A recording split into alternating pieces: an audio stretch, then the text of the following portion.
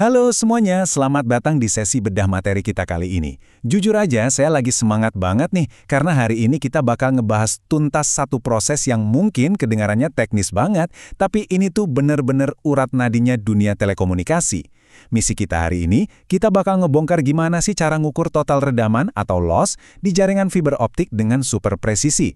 Kalau kalian udah paham prosedur standar pakai OPM atau Optical Power Meter dan OLS, kalian bakal selalu tahu kondisi kesehatan asli dari koneksi kalian. Nggak ada lagi tuh yang namanya tebak-tebakan, semuanya murni data akurat. Jadi, yuk langsung aja kita mulai. Oke, agenda kita hari ini udah tersusun rapi ya. Pertama, persiapan dan pembersihan. Kedua, kalibrasi referensi daya. Ketiga, pengukuran fiber optik. Keempat, perhitungan total redaman. Dan yang terakhir, penilaian kualitas jaringan. Nah, kita masuk ke bagian pertama, persiapan dan pembersihan. Ini langkah awal yang krusial banget. Gini, ada satu aturan emas yang nggak boleh dilanggar. Kalian nggak akan pernah dapat data yang akurat kalau peralatannya nggak bersih sempurna. Jadi, hal pertama yang wajib banget dilakuin adalah bersihin konektor OLS, OPM, dan kabel patch cord kalian pakai alkohol isopropil dan tisu khusus fiber optik. Kenapa harus sebersih itu? Karena debu sekecil apapun, benderan sekecil apapun, bisa ngasih angka redaman palsu di pembacaan akhir kalian. Nah, kalau udah bersih semua, nyalain OLS dan OPM-nya, terus tungguin dulu deh sekitar 3-5 menit.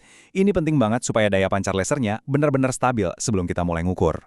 Sekarang coba perhatiin angka 1310 ini. Ini konsep fundamental banget teman-teman. Panjang gelombang atau wavelength di OLS dan OPM kalian itu harus tersetel sama persis, absolut identik. Nggak bisa tuh alat yang satu beda pengaturannya sama yang lain. Biasanya sih parameternya disetel di 1310 nanometer atau 1550 nanometer. Jadi pastiin dulu ya kedua layar alat kalian nunjukin angka gelombang yang sama persis sebelum kita lanjut. Lanjut ke bagian kedua, kalibrasi referensi daya. Disinilah kita mulai mengenolkan acuan pengukuran kita. Biar gampang bayanginnya, proses ini tuh mirip banget kayak waktu kita ngetareh atau mengenolkan timbangan digital di dapur. Kan kita cuma mau nimbang berat isinya ya, bukan mangkoknya, betul? Nah, untuk bikin referensi ini, standar pengujiannya mewajibkan kita pakai 2 kabel patch cord. Caranya, colok patch cord pertama ke output cahaya OLS, sambungin ke adapter di tengah, lalu sambungin patch cord kedua dari adapter itu ke input OPM. Ini bakal bikin sebuah sirkuit cahaya yang tertutup. Nah, langkah kunci data ini yang jadi kuncinya. Waktu sirkuit tadi udah terpasang, layar alat kalian bakal ngebaca daya awalnya. Misalnya nih, keluar angka minus 7,69 dBm atau minus 6,1 dBm. Pas angkanya muncul, jangan cuma didiemin. Langsung pencet tombol REF atau DB di OPM kalian. Langkah simpel ini bakal langsung ngunci nilai tersebut jadi referensi 0 mutlak kalian. Ibaratnya, timbangan digital kita tadi udah ditara dan siap banget buat dipakai ngukur kabel aslinya. Masuk ke bagian ketiga ya, pengukuran fiber optik. Waktunya kita uji kabel yang sebenarnya. Di tahap ini, kita tinggal nyisipin kabel target atau splitter di antara 2 patch cord yang udah terpasang tadi. Tapi tunggu, ada satu aturan tak tertulis yang harang banget buat dilanggar. Jangan pernah nyabut ujung patch cord yang nempel langsung di OLC. Ini krusial banget buat mastiin daya pancar awalnya nggak geser sedikit pun. Karena cahaya dari OLC sekarang harus ngelewatin komponen baru ini, sebelum sampai ke OPM, alat kita bakal ngebaca dengan sangat presisi, persis berapa banyak sisa cahaya yang berhasil nembus. Kalau kita ngomongin standar kerja profesional, teliti ngisi form pengujian itu udah jadi keharusan. Kita nggak bisa dong cuma ambil satu angka terus ngerasa udah selesai. Standarnya, kita catat data daya itu 3 kali berturut-turut. Kalian catat, jumlahin, terus cari rata-ratanya.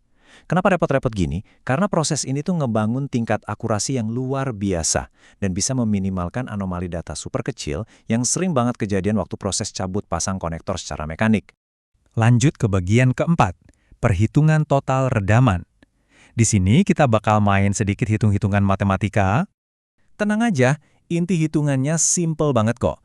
Total loss atau redaman total itu didapat dengan cara ngambil nilai daya referensi awal yang udah kalian kunci tadi, terus dikurangin sama nilai daya akhir yang baru aja terbaca di alat ukur. Sesimpel itu.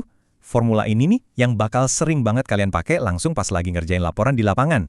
Biar lebih kebayang, kita langsung bedah contoh kasus pertama dari materi kita.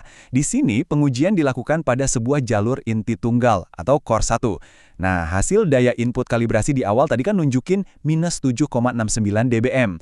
Setelah kabel targetnya disisipin, alat ukur ngebaca outputnya ada di minus 8,39 dBm. Ya udah, tinggal kita masukin aja ke rumusnya. Minus 7,69 dikurangi minus 8,39. Dan ketemu deh hasilnya. Total redaman yang kita dapat adalah 0,70 desibel. Lihat kan, hitungan matematika simpel ini sukses ngubah data kasar tadi jadi sebuah indikator pasti yang gampang banget buat dianalisis. Jadi kesimpulannya, core pertama ini menelan daya sebesar 0,70 desibel. Nah, buat contoh selanjutnya, sumber kita ngasih skenario yang agak lebih menantang nih. Daripada cuma ngetes kabel lurus, sekarang kita nyisipin sebuah splitter atau perangkat pembagi optik pasif dengan rasio 1:4. Logikanya, karena sinyalnya sengaja dipecah jadi 4, pasti daya yang hilang bakal kerasa jauh lebih gede kan? Daya kalibrasi input diukur di minus 6,1 dBm. Dan bener aja, daya output setelah ngelewatin splitter itu langsung anjlok drastis ke angka minus 13,2 dBm.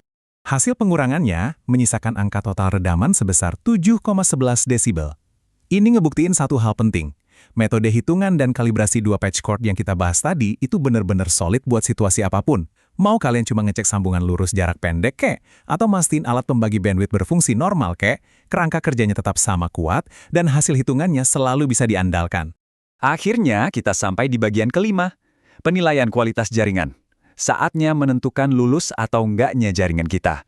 Sekarang kita kan udah pengen angka 7,11 desibel nih. Tapi pertanyaannya, angka segitu tuh pertanda bagus apa malah jadi bencana buat jaringan? Buat ngejawabnya, kita butuh sebuah nilai ambang batas teoritis yang biasa disebut link budget. Kalau kita ngambil pedoman standar internasional dari ITUT, jatah redaman untuk dua konektor itu sekitar 0,25 desibel.